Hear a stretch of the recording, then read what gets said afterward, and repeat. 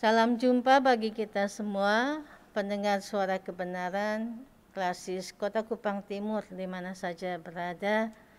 Kita bukan hanya mendengar, tapi kita juga bersama-sama saling mendengar apa yang Tuhan sampaikan lewat firman pada hari ini.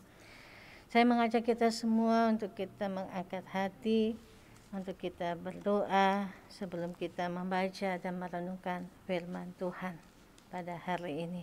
Mari kita berdoa. Dalam kerahiman-Mu ya Allah kami dilahirkan, dengan kekuatan-Mu kami dimampukan untuk berdiri tegak hari ini.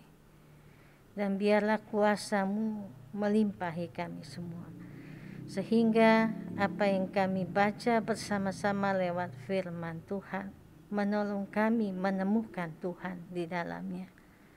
Ampuni kami dengan keterbatasan kami, dan biarlah seluruh ibadat yang berlangsung dari awal, pertengahan hingga berakhirnya hari ini boleh jadi di dalam nama Bapa, Anak, dan Roh Kudus.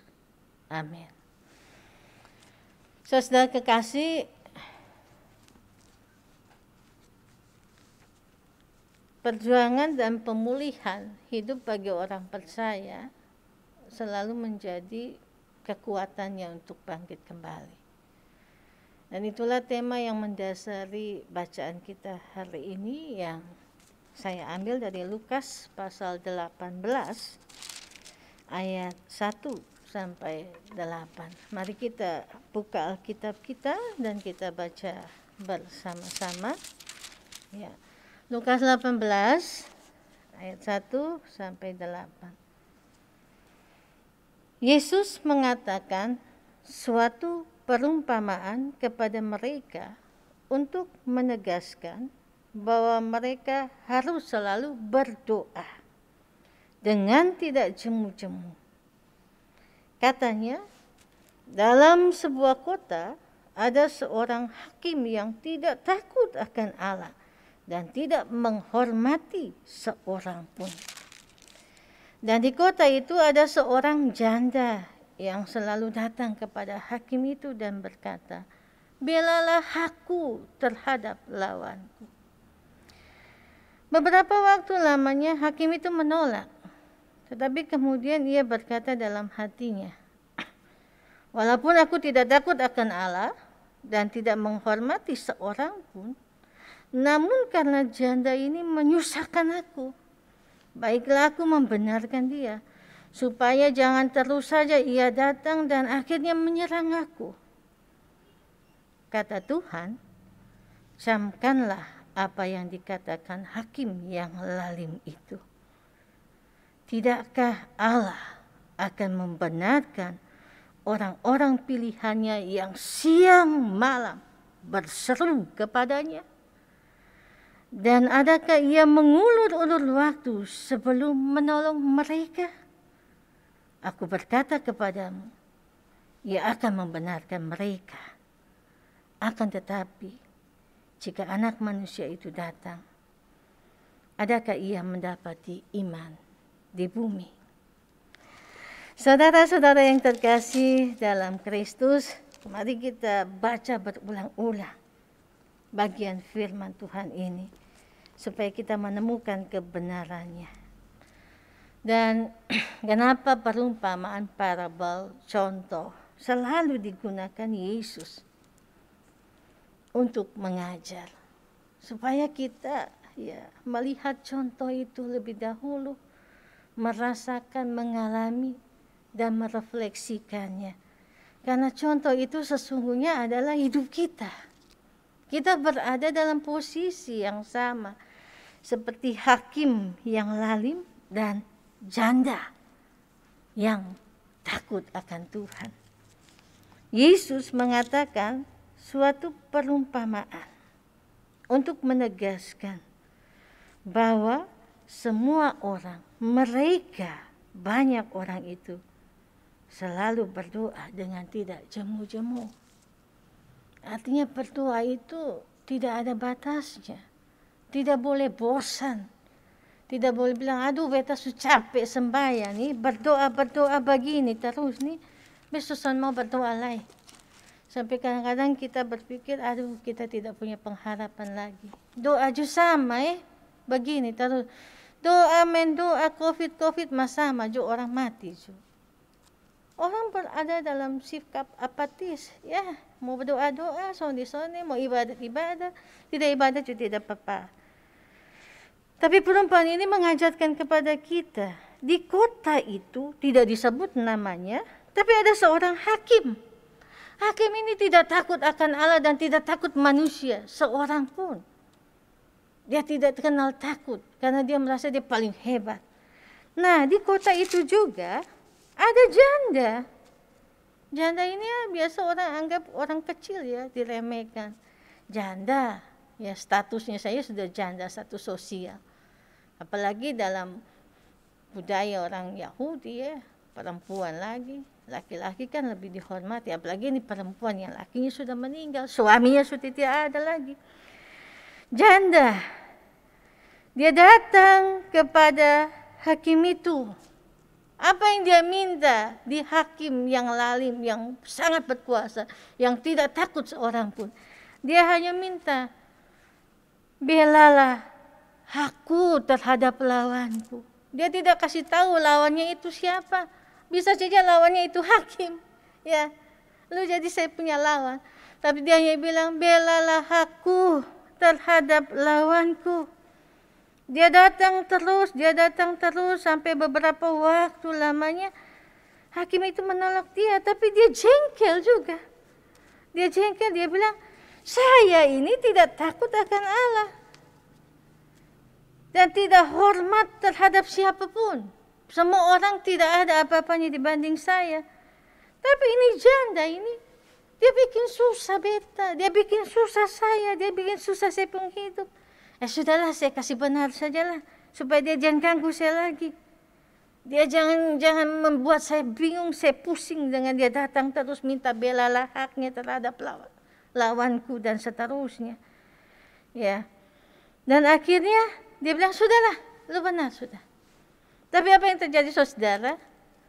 Artinya kita melihat di sini kekuatan doa dan hikmat Allah. Menurut hakim itu dia orang yang menyusahkan, dia tidak berguna. Dia dibenarkan saja supaya jangan datang lagi di hadapannya. Tapi di hadapan Allah dia dimenangkan karena hakim itu akhirnya mengakui bahwa Allah yang membenarkan orang pilihannya. Haknya dibela. Kenapa dia biarkan seperti itu? Supaya orang ini jangan menyerang aku. Ulur-ulur waktunya untuk menolong mereka. Posisi kita hari ini di mana? Di hakim yang lalim atau di janda yang setia? Yesus dalam perumpamaan hakim yang tidak benar mau mengingatkan kekuatan doa adalah kekuatan yang besar bagi orang percaya.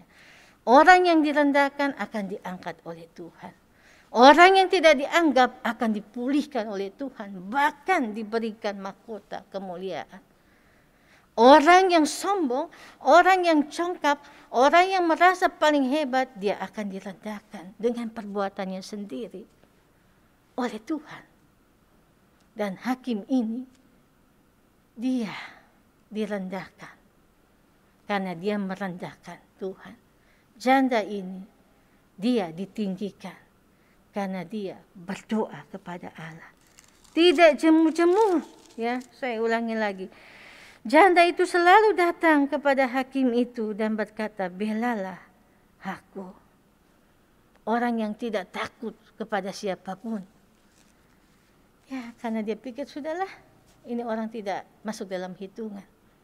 Tapi dia tunduk di hadapan Allah karena kerendahan hati yang dibawa. Tidak mudah loh Bapak Ibu untuk kita datang minta bantuan kepada orang tiap hari. Ya, coba kalau orang datang tiap hari di rumah Bapak Ibu, bela hak saya. Ya, ini orang itu aja yang datang nih. Sudahlah, lu mau apa? Sudah, supaya lu jangan bikin ganggu beta lagi. Itu kan secara manusiawi, kesombongan kita yang buat seperti itu. Tapi Tuhan pakai orang yang tidak dianggap itu menjadi sebuah refleksi untuk kita melihat kembali kehidupan kita. Ayat 7 dan 8 mengatakan, 7b terakhir. Dan adakah ia mengulur-ngulur waktu sebelum menolong mereka? Aku berkata kepadamu, ia akan segera membenarkan mereka. Akan tetapi, jika anak manusia itu datang, adakah ia mendapati iman di bumi? Tanda tanya, titik koma, tanda seru. Adakah ia mendapati iman di bumi? Apa itu iman? Apa itu pengharapan? Dan bagaimana kekuatan iman membawa orang bisa datang di hadapan Tuhan? Ini bagian dari resiliensi, daya juang seseorang, dan pemulihan yang Allah berikan. Ada trauma dan luka yang terjadi dalam peristiwa ini. Seorang janda yang terluka karena diabaikan dan harga dirinya dipertaruhkan. Tapi sebuah pemulihan karena resiliensinya, perjuangannya yang gigih. Tiap hari dia datang ketemu dengan hakim yang lain ini. Dan permohonannya sama, belalah aku. Mari kita datang di hadapan Tuhan. Dalam kerapuhan kita. Kita punya daya juang untuk terus datang di hadapan Tuhan. Karena Tuhan akan memulihkan kita. Janda ini punya spiritualitas yang luar biasa. Tidak disebut namanya, tidak dikatakan dia miskin atau kaya, hanya janda saja. Tapi dalam status sosialnya sebagai seorang janda, kita bisa memahami situasi hari ini. Ketika wanita itu diperhadapkan, perempuan tersebut diperhadapkan dengan seorang laki-laki yang punya kuasa. Ya, kerendahannya, ketidakmampuannya, itulah yang membuat dia dimenangkan. Karena apa? Dia punya daya juang untuk bertahan dalam hidupnya, dan Allah memulihkannya. Kita semua harus punya daya juang menghadapi pandemi ini, saudara. Ya, dan daya juang itu harus lahir dari pengharapan dan iman kepada Kristus. Adakah iman didapat di bumi saat ini? Kita jawab masing-masing ya. Apakah Anda masih punya iman? Ya. Iman sebesar biji sesawi bisa memindahkan gunung. Kita tidak bisa menakar ukuran iman seseorang. Saya tidak bisa bilang saya beriman, orang lain tidak beriman, tidak. Tapi kita melihat kembali diri kita. Ya, mari kita memberikan kekuatan doa itu sebagai powerful untuk menumbuhkan hidup kita dalam iman kepada Kristus. Tuhan Yesus memberkati kita semua. Selamat berefleksi dan selamat melanjutkan perumpamaan ini dalam teladan hidup yang sesungguhnya. Tuhan memberkati kita. Amin. Kita menutupnya di dalam doa bersama. Tuhan Yesus, dalam berbagai kesulitan yang kami hadapi hari ini, sungguh kami merasa sendiri. Kami merasa tidak berdaya. Kami tidak mampu berbuat apa-apa. Tapi dalam kerahiman-Mu, kami diberikan kekuatan yang baru untuk terus berjalan dan berkarya bagi Tuhan. Berikanlah kami, ya Allah, hikmat, supaya kami terus mencari Tuhan, terus menemukan Tuhan dalam perjalanan hidup kami hari ini dan seterusnya. Berjumpa dengan Tuhan yang kami imani di rumah kami, di dalam jemaat kami, di tempat kerja kami, dalam ruang publik kami melayani, dalam jabatan tanggung jawab yang diberikan Tuhan. Tolonglah kami menemukan Tuhan, sehingga kami boleh saling menghargai satu sama lain. Kami berdoa Tuhan Yesus bagi pemerintah bangsa kami. Biarlah dalam masa yang sulit, kami semua boleh menemukan Tuhan dalam diri, tanggung jawab, otoritas pemerintah kami. Baik Bapak Presiden maupun dalam lingkup Provinsi NTT, di Kabupaten dan Kota Kupang secara khusus. Dalam situasi yang sulit hari ini, bertemu dengan gereja dalam berbagai keberagaman yang ada, Majelis Sinode Gemit dan semua pemuka agama. Teman-teman di klasis dalam 57 klasis yang ada di Gemit, dan juga teman-teman Majelis Jemaat di klasis Kota Kupang Timur secara khusus. Dengan tiap perbedaan, pergumulan yang ada, kami merasakan berkat Tuhan yang sama bagi kami hari ini. Teman-teman presbiter yang sementara bergumul dengan sakit, pendeta, penetua, diaken, pengajar, bahkan juga bergumul dengan kehidupan jemaat, dengan situasi yang sulit di tengah-tengah perekonomian yang semakin pincang, dampak dari pandemi ini. Tolong kami untuk menolong banyak orang. Terlebih Tuhan tolong kami untuk kami menolong diri kami sendiri, supaya kami bisa menolong orang lain dengan kekuatan yang diberikan Allah. Terima kasih banyak Tuhan Yesus. Kuatkan dan teguhkan iman kami. Pulihkanlah kami yang sakit. Pulihkanlah keadaan kami. Dan biarlah kami diberikan daya juang untuk terus bertahan sampai kami melihat kemurahan Tuhan dan mendapatkan kasih Tuhan dalam hidup kami. Berkati kami semua hari ini ya Allah, dan bukalah berkat-Mu bagi kami untuk melanjutkan hari-hari hidup dalam pengharapan dan iman kepada Kristus yang hidup.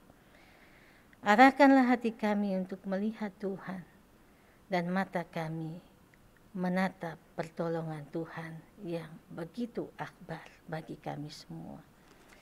Kasih karunia Allah Bapa, pertolongan dalam Kristus, dan karunia Roh Kudus menolong memberkati kita semua hari ini sampai selama-lamanya. Amin. Terima kasih.